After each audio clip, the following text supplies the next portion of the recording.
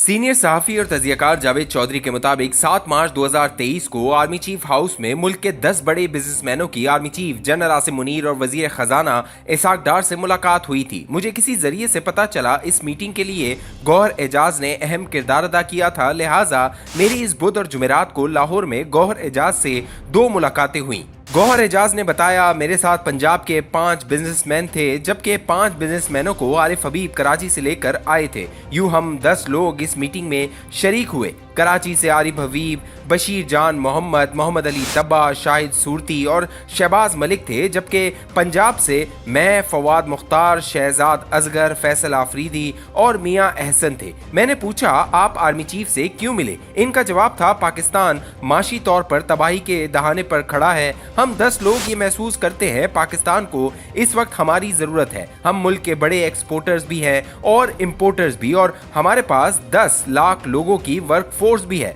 हम रियासत को यकीन दिलाना चाहते थे कि हम इन हालात में भी मुल्क से बाहर नहीं जा रहे, हम मुल्क के साथ खड़े हैं। दूसरा, हमारा ख्याल था हमारी मुलाकात के बाद बिजनेसमैन कम्युनिटी के एतमाद में इजाफा होगा। चुनाचा हमने आर्मी चीफ से राब्ता किया और हमें मुस्बत जवाब मिला। मैंने पूछा, आप हुकूमत के पास क्यों नहीं गए? ये हंस कर बोले, हुकूमत इमरान खान की हो या पीडीएम की, ये फैसला साजी में मार खा जाती है, जबकि मईशत फौरी और ठोस फैसलों के बगैर नहीं चल सकती। मईशत में आज और अभी बहुत अहम होता है, जबकि सरकारी फायर ब्रिगेड में पानी भरवाने का अमल भी 6 दिन में मुकम्मल होता है। चुनाचा जनरल बाजवा हो या जनरल आसिम मुनीर, हम बिला आखिर फौज के पास जाने पर मजबूर हो जाते हैं। मैंने पूछा, लेकिन क्यों? ये बोले, मसलन पाकिस्तान की मेजर एक्सपोर्ट टेक्सटाइल है। हमने 2021-22 में $19.5 बिलियन की टेक्सटाइल मसनूआत एक्सपोर्ट की और ये हमारी पोटेंशियल का आधा है। हम बड़ी आसानी से इसे डबल कर सकते हैं, लेकिन टेक्सटाइल के लिए कपास चाहिए और पाकिस्तान में कपास की पैदावार तेजी से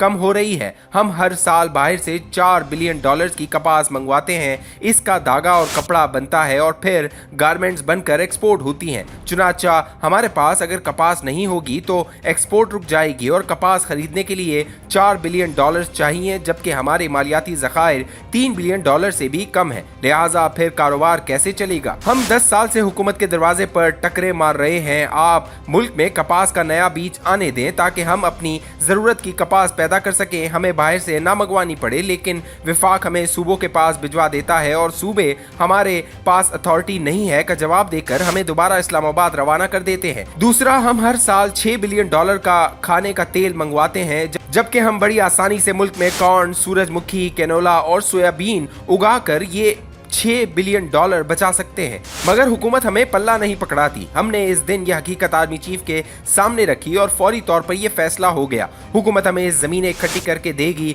हम बाहर से कंपनियां लेकर आएंगे और मुल्क में कॉर्पोरेट एग्रीकल्चर फार्मिंग शुरू हो जाएगी। सऊदी अरब, कतर और यूएई इस सेक्टर में सरमायाकारी के लिए तैयार है, मगर ये हुकूमत के साथ काम नहीं करना चाहते। ये भी हमारी तरह एस्टेब्लिशमेंट से गारंटी मांगते हैं और हमने ये हकीकत इस दिन बताई।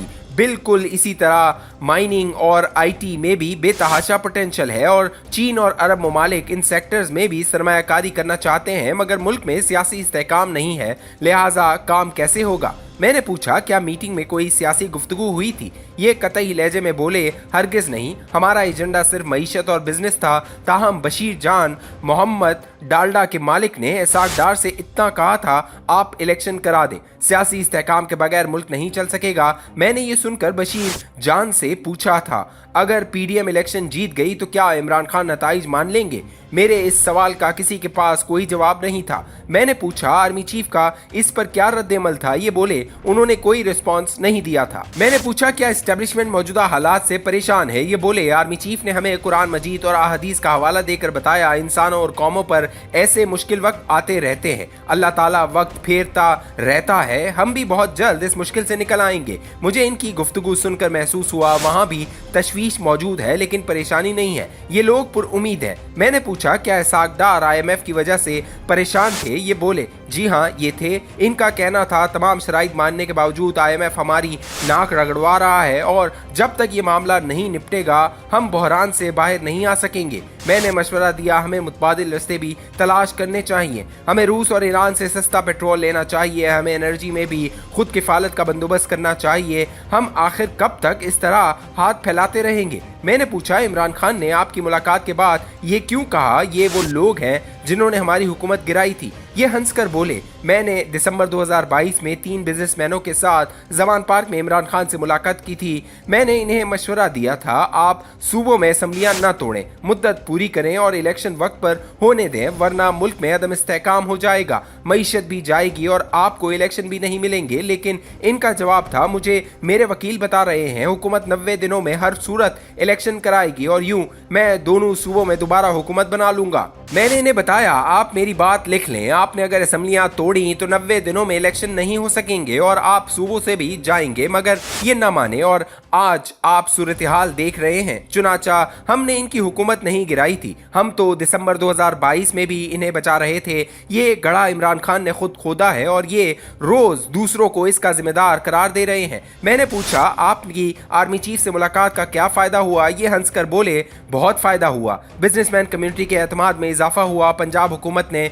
45,267 एकड़ जमीन इकट्ठी करके फौज के हवाले कर दी। नोटिफिकेशन जारी हो चुका है, हम अब इस जमीन पर गैर मुल्की कंपनियों के साथ जॉइंट वेंचर करेंगे, ज़राअत तरक्की करेगी और हम कम अज कम अजनास में खुद कफील हो जाएंगे और इससे अरबों डॉलर का सरमाया बचेगा। मैंने पूछा, इमरान खान का इशू क्या है? ये हंसकर बोले, ये बहुत जल्द दूसरों की बातों में आ जाते हैं।